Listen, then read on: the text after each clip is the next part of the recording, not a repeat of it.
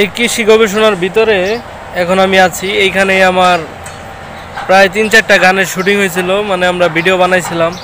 তখন আমার সাথে অনেকেই ছিল, বর্তমানে কেউ নাই। তো আবার সেই জায়গায় আসছি। তো এই যে এই জায়গাটা, এখানে 4টা গানের শুটিং হয়েছিল।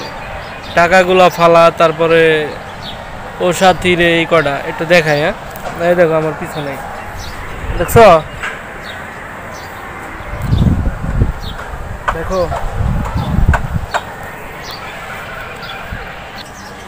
এই জায়গায় কিন্তু সেই ভিডিওগুলো শ্যুট হয়েছিল, ঠিক আছে? তুমি দেখো,